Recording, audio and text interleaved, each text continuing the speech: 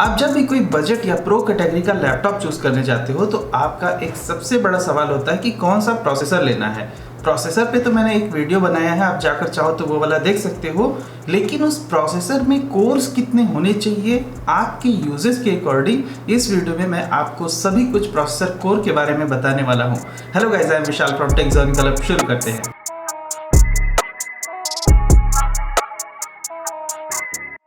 Channel पर अगर आप पहली बार आए तो मैं आपको बता दूं कि मैंने एक सीरीज स्टार्ट किया है चूज द बेस्ट लैपटॉप, और ये उसी का दूसरा एपिसोड है। इसमें मैं प्रोसेसर कोर के बारे में बात करूंगा। पिछले वीडियो में मैंने आपको बताया था कि कौन सा प्रोसेसर वगैरह आपको चूज करना चाहिए एक हाई लेवल इंफॉर्मेशन पे, लेकिन यहाँ इस वीडियो में मैं आपको थोड़ा लो लेवल पे जाकर बताऊंगा कि प्रोसेसर के कोर्स पे कितना डिपेंडेंसी आपके लिए रहने वाली है या फिर नहीं रहने वाली है, और साथ में उसके अकॉर्डिंग अगर आपका बजट ऊपर नीचे हो सकता है तो क्या आपको एक कम बजट वाला प्रोसेसर लेना चाहिए या फिर एक ज़्यादा बजट वाला प्रोसेसर लेना चाहिए। ये चीज़ दोनों केस में अप्लाई होती है, चाहे आप लैपटॉप खरीद रहे हो या डेस्कटॉप खरीद रहे हो। इस वीडियो के टोटल 2 सेक्शन है। पहले सेक्शन में हम बात करेंगे कि क्या होता है प्रोसेसर कोर और उसके टाइप कितने होते हैं, साथ में उसका क्या एडवांटेज है और क्या डिसएडवांटेज है। और इस वीडियो के दूसरे सेक्शन में हम बात कर लेंगे कि कितना प्रोसेसर कोर होना आपके लिए अच्छा है या फिर खराब है, साथ में उसकी प्राइसिंग किस हिसाब से वेरी होती है, आप कैसे चेक करोगे कि किस प्रोसेसर में कौन सा कोर लगा है इनकेस अगर आप लैपटॉप खरीद रहे हो, और साथ में ये भी मैं बताऊंगा कि क्या आपको इंटेल के ऊपर AMD का प्रेफरेंस लेना चाहिए in the matter of processor course. So the first thing is what is processor core. क्या होता है ये? Processor core is a brain of processor. जैसा कि मैंने अपने पिछले वीडियो में कहा था कि processor is the brain of your total computer, लेकिन अगर हम सिर्फ कोर की बात करें तो यहाँ पर प्रोसेसर के अलग अलग डिविजन्स होते हैं और उन डिविजन्स को हम कोर कहते हैं। इसकी ज़रूरत क्यों पड़ी, उसके लिए हम थोड़ा सा यहाँ पर हिस्ट्री को देखते हैं प्रोसेसर की। प्रोसेसर की हिस्ट्री में जाकर देखने पे पता चलता है कि जब प्रोसेसर बना था तो वो एक्चुअली सिंगल कोर ही था। फिर ज़रूरत क्यों बनी कि उसको मल्टी कोर बनाया जाए या फिर डुअल कोर, क्वाड कोर, ऐसा क्यों बनाया जाए। उसके लिए सबसे बड़ा फैक्टर ये हुआ कि जो सिंगल कोर का प्रोसेसर था उसमें जो टर्बो बूस्ट की फ्रीक्वेंसी होती थी ना, फ्रीक्वेंसी को आप एक लिमिट तक ही बढ़ा सकते हो। अगर आप उससे ज़्यादा कर दोगे तो प्रोसेसिंग कैपेबिलिटी ऑफ कोर्स अच्छी मिलेगी, लेकिन उसी के साथ साथ बहुत ही ज़्यादा हीट डिसिपेशन होगा। तो ज़रा सोचो कि आप एक ऐसा प्रोसेसर लेना चाहोगे जो इतना हीट होता हो या फिर इतना ज़्यादा पावर कंजप्शन करता हो। और इसी ड्रॉबैक को ख़त्म करने के लिए एक नई टेक्नोलॉजी का इनोवेशन हुआ, और वो ये था कि हम प्रोसेसर को डिस्ट्रीब्यूट कर दें। अगर हमारे पास डिफरेंट कोर्स हो, इमेजिन करो कि आप एक ही मदरबोर्ड में 4 अलग अलग प्रोसेसर लगा सकते हो।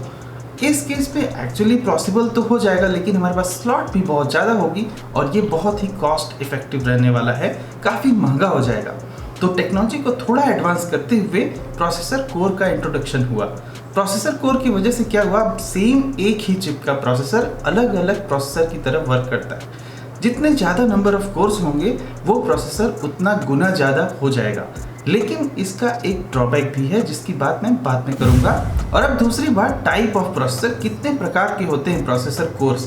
प्रोसेसर कोर का कुछ ऐसा भी खास डिवीजन नहीं है, वो जितने भी ज़्यादा नंबर ऑफ कोर्स होंगे उनका एक अलग कैटेगरी बना हुआ है। For example dual core, quad core, hexa core, octa core, इस तरह से ये चलता रहता है और ये जाता है करीब करीब 64 कोर्स तक। लेकिन जैसे जैसे नंबर ऑफ कोर्स बढ़ते जाएंगे प्राइस भी बढ़ता जाएगा। लेकिन अभी फोकस करते हैं कि एज ए कंज्यूमर हमें कितने प्रकार के प्रोसेसर कोर वाले प्रोसेसर देखने को मिलते हैं, और वो है dual core, quad core, hexa core and octa core. Maximum इतना तक है। हाँ, कुछ 12 कोर तक के भी प्रोसेसर है, लेकिन हाँ वो कंप्यूटर काफी एक्सपेंसिव हो जाते हैं। इन कोर्स को देखते हुए ही मैं आपको बताऊंगा कि आपको कौन सा लैपटॉप वगैरह चूज करना चाहिए। लेकिन उससे पहले बात करते हैं what is the benefit of processor core. जैसा कि मैंने अभी कुछ देर पहले भी बताया कि जितने ज़्यादा नंबर ऑफ कोर्स होंगे प्रोसेसर उतना ज़्यादा एफिशिएंट होता जाएगा।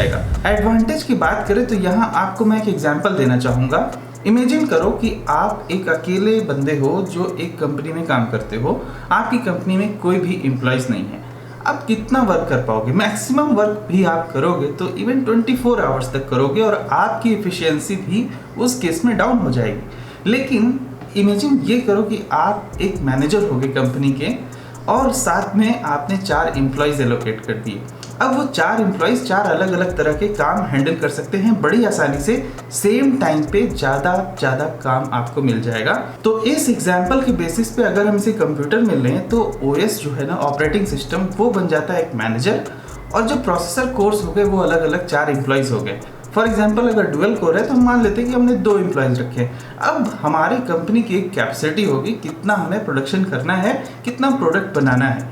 तो उस केस में क्या होगा कि आपको अगर कम चाहिए तो आप ऑफकोर्स कम एम्प्लॉयज में काम चला सकते हो, और यही केस आपके प्रोसेसिंग कैपेबिलिटी को भी डिसाइड कर देगा अगर आप based on the core decide करना चाहते हो कोई भी लैपटॉप। लेकिन जरा सोचो कि ज़्यादा नंबर ऑफ कोर होना क्या सिर्फ एडवांटेज है? ऐसा बिल्कुल नहीं है।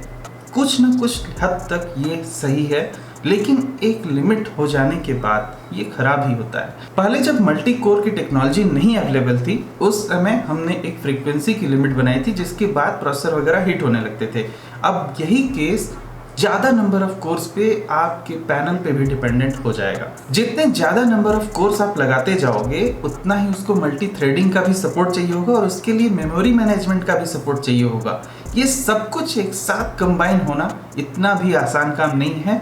टेक्नोलॉजी को बहुत एडवांस होना पड़ेगा। डेफिनेटली हर एक टेक्नोलॉजी की एक लिमिट होती ही है, उसी लिमिट को हम जब क्रॉस करते जाते हैं तो टेक्नोलॉजी एडवांस होती जाती है। तो हाँ, एक तरह से देखा जाए तो थोड़े से यहाँ पर प्रोसेसर कोर्स के ड्रॉबैक भी हैं, क्योंकि processor over the period of time ये एक्सपेंसिव होते जाएंगे जितने भी ज़्यादा नंबर ऑफ कोर्स आते जाएंगे, और आपको थोड़ा ज़्यादा पैसे देने पड़ सकते हैं। तो ये सारी बात तो हो गई टेक्निकल टर्म्स की। अब बात करते हैं थोड़े प्रैक्टिकल सिनेरियो की, क्योंकि एज अ कंज्यूमर आप अगर 40-50 हज़ार का लैपटॉप लेने जा रहे हो तो टेक्निकली इतना भी उसमें रिसर्च करने की ज़रूरत आपको नहीं है, क्योंकि मेरा पर्पस यही है कि इस वीडियो में मैं वो चीज़ आपको फिल्टर करके बता सकूं। सबसे पहली चीज़ यूँ सोचो कि आपको सिर्फ थोड़े बहुत काम करने हैं, तो उस केस में आपको बहुत ही ज़्यादा मल्टी कोर वाले प्रोसेसर को सेलेक्ट करने की बिल्कुल ज़रूरत नहीं है। आप बेवजह अपने पैसे वेस्ट करने से बच सकते हो। फॉर एग्जाम्पल, मान लो कि आपको सिर्फ ऑफिस वर्क करना है या फिर आपको वीडियोस देखने हैं, वेब ब्राउजिंग सिंपल करनी है, तो आपको कोई भी डुअल कोर प्रोसेसर उतना करके दे देगा। तो आपको इतना ज़्यादा सोचने की ज़रूरत नहीं। आप कोई भी लैपटॉप चूज़ कर सकते हो जिसमें कोर i3 डुअल कोर वगैरह के प्रोसेसर होते हैं। इन केस अगर आपको coding, graphic designing, video editing ऐसे कुछ काम करने हैं तभी आपको मल्टी कोर पे जाना चाहिए थोड़ा और ज़्यादा।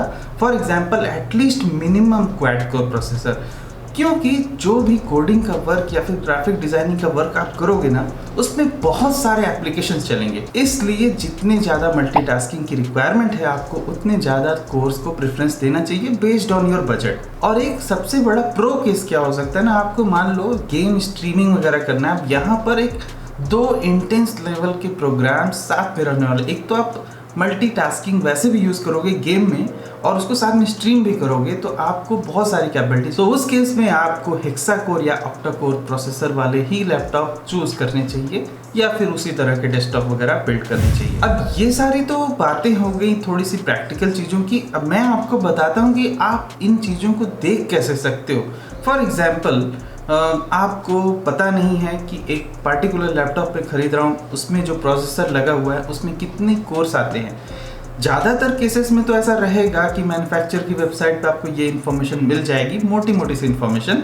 लेकिन इन डिटेल अगर आपको इन्हीं चीज़ों को जानना है तो उसके लिए थोड़े से स्मार्ट तरीके हैं। आप जाकर इंटेल या AMD की वेबसाइट पे ये पार्टिकुलर मॉडल का प्रोसेसर चेक कर सकते हो। पिछले वीडियो में मैंने थोड़ा जनरेशन वगैरह पे भी बात किया था, और मैं उस पर क्यों एम्फेसिस इतना करता हूँ कि लेटेस्ट जनरेशन प्रोसेसर ज़्यादा बेटर है, क्योंकि अक्सर क्या होता है ना, लेटेस्ट जनरेशन में हो सकता है जिस प्रोसेसर में पहले डुअल कोर आ रहा था अब उसमें क्वाड कोर आने लगा हो। आपको इसलिए थोड़ा जनरेशन वगैरह पे ध्यान रख के प्रोसेसर को कंपैरिजन कर लेना चाहिए। और उसे कंपैरिजन करने का सबसे आसान तरीका ये है, आप सिंपली ये देख लो कि प्रोसेसर का मॉडल नंबर क्या है। फॉर एग्जांपल, आज के कोई भी बजट लैपटॉप में अक्सर आपको i3 1115 G4 वाले प्रोसेसर देखने को मिलते हैं। यही प्रोसेसर ऑलमोस्ट सब में लगा हुआ है। तो मान लेते हैं कि यहाँ पर देखो आप, नंबर ऑफ कोर्स जो हैं वो है सिर्फ 2। मतलब एक ये है डुअल कोर प्रोसेसर जिसकी जो टर्बो बूस्ट फ्रीक्वेंसी है वो है 4.1 गीगाहर्ट्ज। ये फ्रीक्वेंसी जितनी ज़्यादा होगी उतना ज़्यादा फास्ट होगा। इन चीजों को हम बाद में देखेंगे अपने नेक्स्ट वीडियो में। इस एपिसोड में सिर्फ बात करते हैं यहाँ पर कोर्स की। इस प्रोसेसर के साथ में जो भी लैपटॉप आज की डेट में मार्केट में अवेलेबल है वो 40 to 45,000 के प्राइस सेगमेंट में आते हैं, लेकिन उसी प्राइस सेगमेंट में हमें राइजन के भी प्रोसेसर मिलते हैं। तो आप AMD की वेबसाइट पे जाकर चेक कर सकते हो, और ये सबसे कॉमन प्रोसेसर है जो रिसेंटली इंट्रोड्यूस हुआ था। अब यहाँ पे जो CPU कोर्स हैं वो एक्चुअली 4 है, तो जस्ट डबल है। हालांकि इसकी जो टर्बो बूस्ट फ्रीक्वेंसी है ना वो थोड़ी सी कम है, 3.8 गीगाहर्ट्ज, लेकिन यहाँ पर 4 कोर होने की वजह से इस प्रोसेसर में टोटल कैपेसिटी जो है आपको इस i3 11th जनरेशन से कहीं ज़्यादा बेहतर मिलने वाली है। अब मान लो आपको अगर दो ऑप्शन मिल जाए, एक लैपटॉप में राइजन का ये वाला प्रोसेसर लगा हुआ है 5300U और दूसरे में लगा हुआ है i3 का 1115 G4। अब आपको सिंपली आंख बंद करके आपका माइंड क्लियर हो जाना चाहिए कि आपको वहाँ पर राइजन को प्रेफरेंस देना है। आज के डेट में तो AMD के प्रोसेसर्स काफ़ी अच्छे हो चुके हैं। हाँ, वो ज़माना अलग था जब AMD के प्रोसेसर काफ़ी हीट होते थे। वो तब था जब राइजन सीरीज इंट्रोड्यूस नहीं हुआ था, और उस समय AMD काफ़ी नई कंपनी भी थी प्रोसेसर वर्ल्ड में। इस वजह से ये इतना पॉसिबल नहीं था कि अब एक नया प्रोसेसर आप बना दो इंस्टेंटली वो अच्छा भी हो और इंटेल के साथ कम्पीट करे। मानता हूँ मैं इस बात को कि AMD के उस समय के प्रोसेसर उतने अच्छे नहीं थे। हाँ, लेकिन जब से मल्टी कोर प्रोसेसर AMD ने भी लाए अपने राइजन सीरीज में, तो काफ़ी अच्छे प्रोसेसर आज की डेट में हैं। और यहाँ इस 5th जनरेशन वाले प्रोसेसर के साथ में काफ़ी ज़्यादा यहाँ पर डिफरेंस हो चुका है। तो आप इस तरह से चेक कर लो कि हाँ कौन सा प्रोसेसर आपके लिए बेटर रहने वाला है। मैं आपको एक और एग्जांपल दिखाता हूँ। मैं यहाँ पर पीछे आता हूँ, यहाँ पर i5 का थोड़ा कंपैरिजन कर लेते हैं। ये भी काफ़ी अच्छा है। अगर आपको कोडिंग वगैरह के लिए लैपटॉप लेना है, ग्राफिक डिज़ाइनिंग के लिए, तो कम से कम i5 के लो। जो मोस्ट कॉमनली राइजन 5 मिल रहा है वो है 5500U। ये वाला प्रोसेसर आजकल लैपटॉप्स वगैरह में मिल रहा है। अब हम जरा i5 के 11th जनरेशन के प्रोसेसर देखते हैं। इसमें जो मोस्ट कॉमनली मिल रहा है लैपटॉप में वो है i5 का 1135 G7। ये वाला प्रोसेसर वाला लैपटॉप अक्सर मिल रहा है। इसमें 4 कोर लगे हुए हैं और साथ में 4.2 गीगाहर्ट्ज की फ्रीक्वेंसी है। लेकिन अभी उसी प्राइस रेंज में ही लैपटॉप मिल रहे हैं राइजन 5th जनरेशन 5500U वाले प्रोसेसर के साथ। यहाँ पर आपको बहुत ही ज़्यादा नंबर ऑफ कोर्स मिल जाएंगे और यहाँ पर सिर्फ क्वाड कोर ही मिलेगा। तो आपके सामने ये क्लैरिटी फिर भी यहाँ पे होती है। अगर सेम प्राइस पे आपको सेम कॉन्फ़िगरेशन के साथ अगर AMD Ryzen 5 का प्रोसेसर वाला लैपटॉप मिलता है तो आपको ये लेना चाहिए, ना कि इंटेल का ये वाला मॉडल। हाँ, अगर आप थोड़ा ऊपर जाओगे, जैसे 11th जनरेशन की अगर 11600T होते तो ये थोड़े अच्छे प्रोसेसर्स हैं, बशर्ते यहाँ पर Iris Xe का ग्राफिक सपोर्ट नहीं है। और अब इन चीज़ों को ध्यान में रखते हुए अगर आप कोई भी लैपटॉप वगैरह खरीदना चाहते हो, कुछ लैपटॉप का लिंक वगैरह मैं वीडियो के डिस्क्रिप्शन में दे दूंगा। आप जाकर वहाँ से खुद कंपैरिजन कर लेना और देख लेना कि कौन से प्रोसेसर वाला लैपटॉप ज़्यादा सही है और कौन सा नहीं है। कोई भी बेसिक बजट लैपटॉप आप खरीद रहे हो तो जस्ट डुअल कोर पर जाओ, लेकिन as a coding, graphic designing, video editing तो आपको आज की डेट में कम से कम 55 से 60 हज़ार का बजट बनाकर ही चलना होगा। आप में से बहुत सारे व्यूअर्स पूछते रहते हो कि सिर्फ 40 हज़ार का बजट है और मुझे वीडियो एडिटिंग भी करनी है या फिर कोडिंग वगैरह करनी है काफ़ी अच्छी खासी, तो ये पॉसिबल नहीं है टेक्निकली। मैं अपने पिछले वीडियो में बताया था कि आज की डेट में आप खरीदते हो एज अ बिगिनर लेवल तो ठीक भी है, लेकिन 6-7 महीने बाद फिर वही लैपटॉप आपके लिए पेनफुल बन के रह जाएगा। आप ज़्यादा मल्टीटास्किंग वगैरह नहीं कर पाओगे। फिर भी अगर आपका बजट 40 से 50 हज़ार के बीच में है तो आपको Ryzen 3 5300U वाले प्रोसेसर के साथ में जाना चाहिए। वहाँ पर आपको कम से कम क्वाड कोर मिल जाएगा। i3 11th जनरेशन उस केस के लिए काफ़ी अच्छा नहीं रहने वाला है।